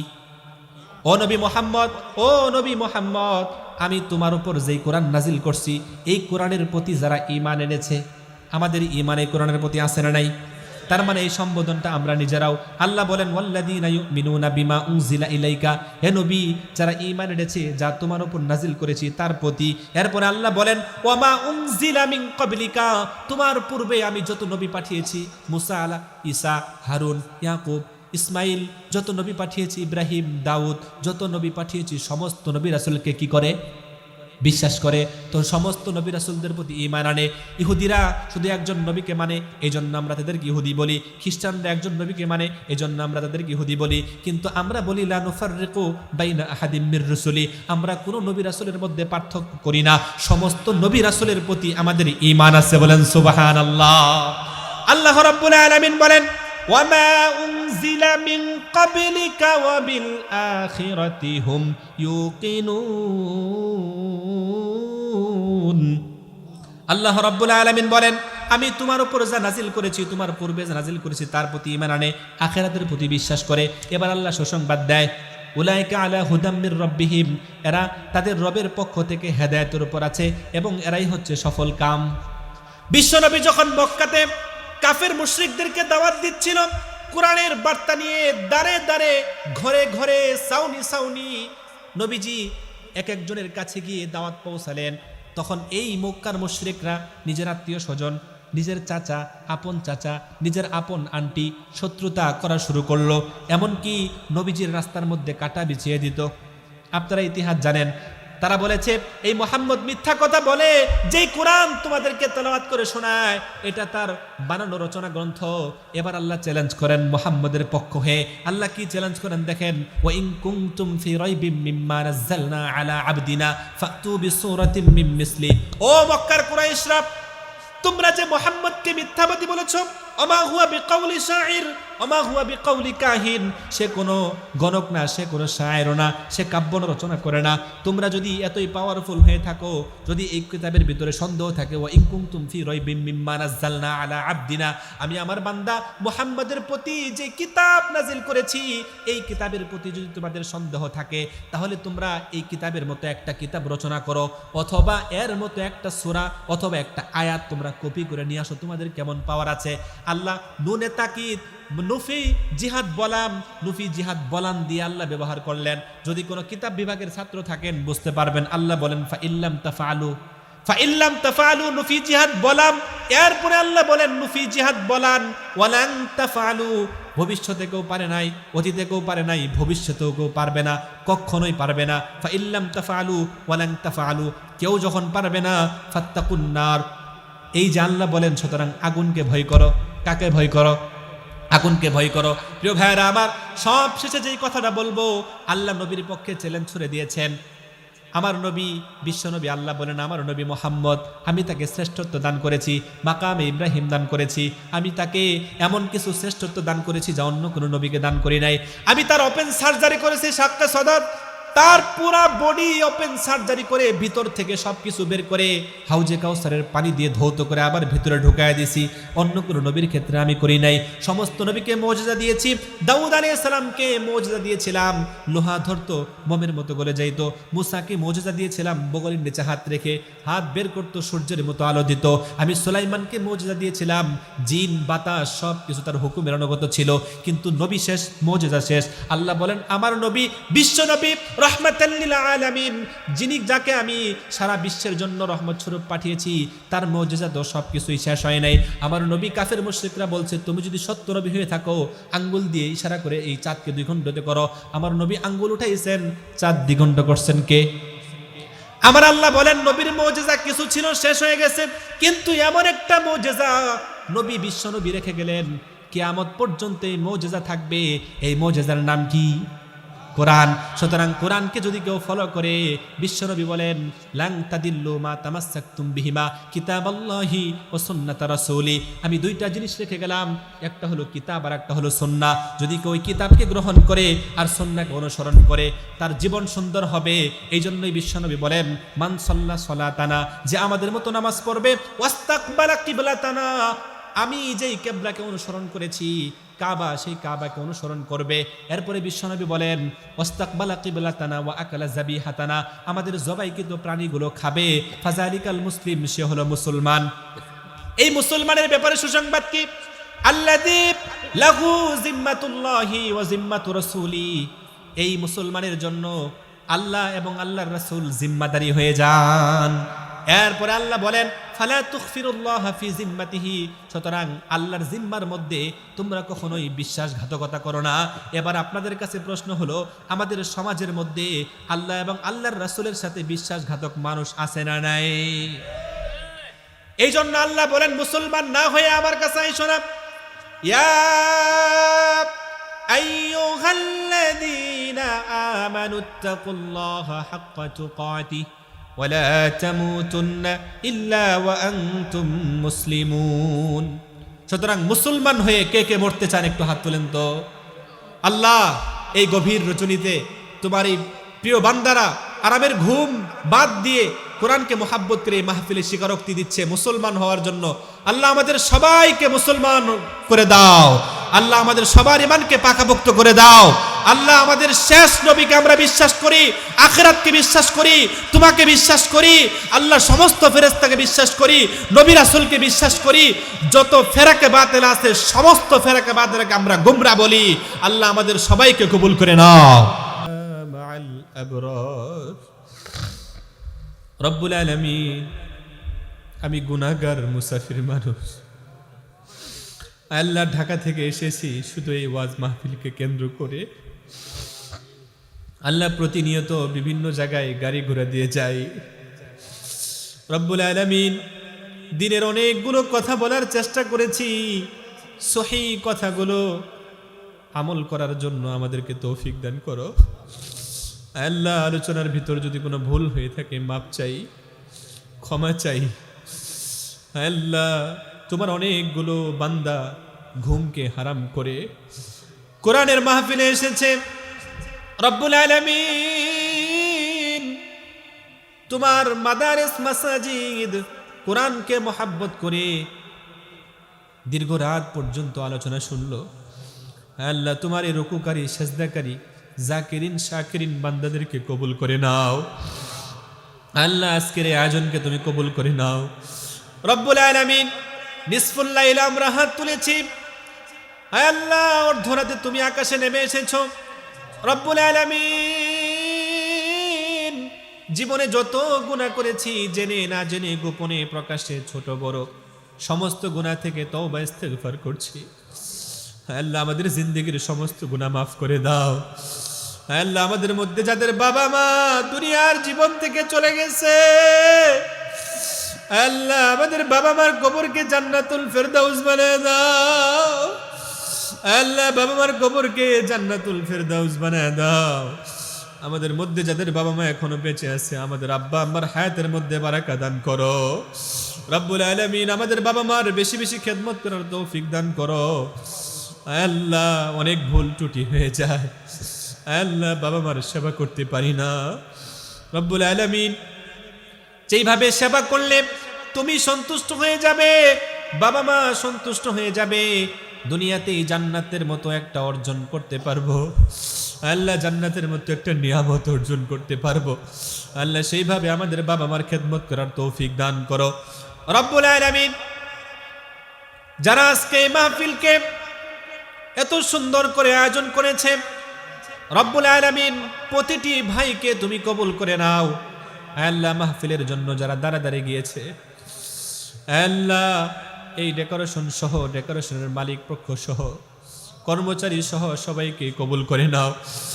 আল্লাহ এই মাহফিলের উসিলায় মাদ্রাসায় যারা দান করলো, আল্লাহ সকলের দানকে তুমি কবুল করে নাও। আল্লাহ যেই ভাই যেই উদ্দেশ্যে দান করেছে তার সেই উদ্দেশ্যকে তুমি কবুল করে নাও। আল্লাহ তোমার অনেক বান্দা ঋণগ্রস্ত, আল্লাহ তাদের ঋণ পরিশোধের ব্যবস্থা করে দাও। রব্বুল আলামিন যারা অসুস্থ তাদেরকে শেফা আজলা কামেলা দায়ামান নসিব করে দাও।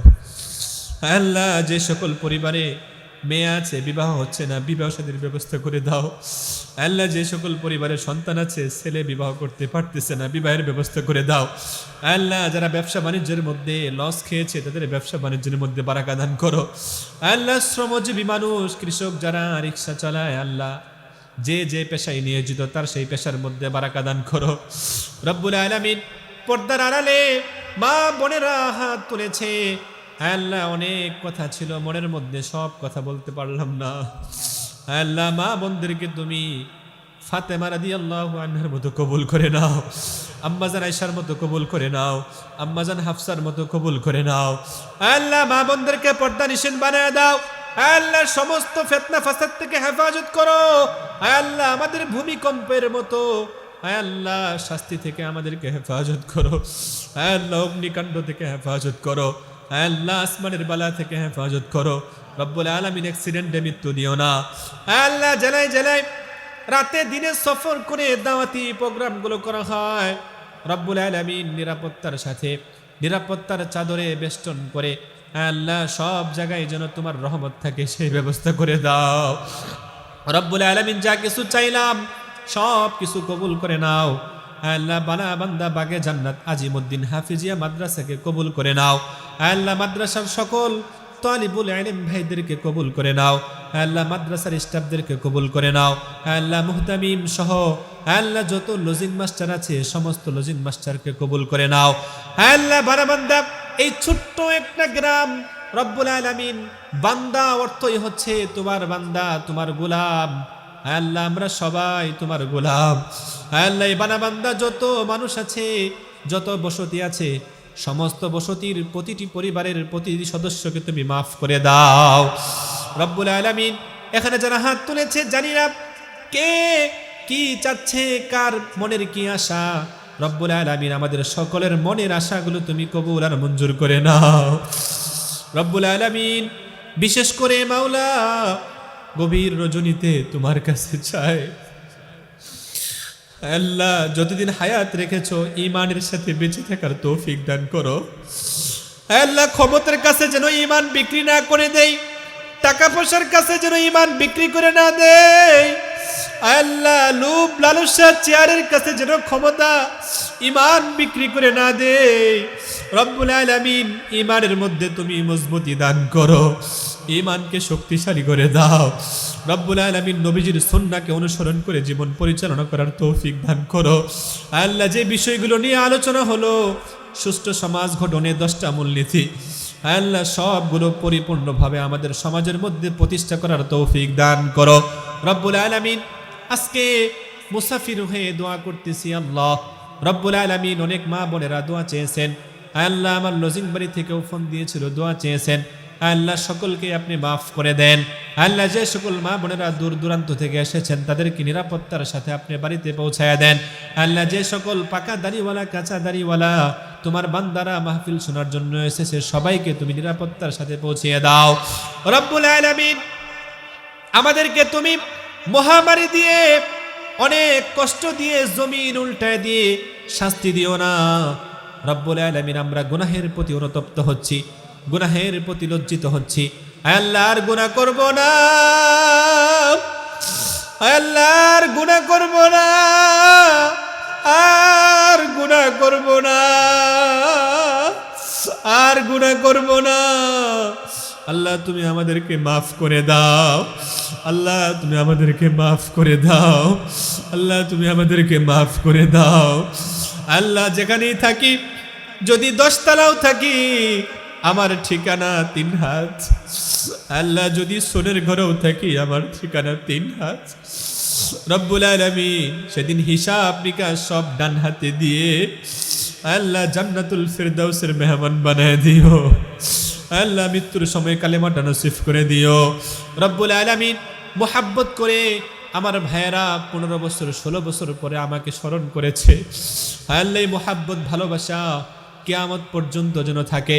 আল্লাহ যতদিন হায়াত রেখেছো ততদিন যেন থাকে।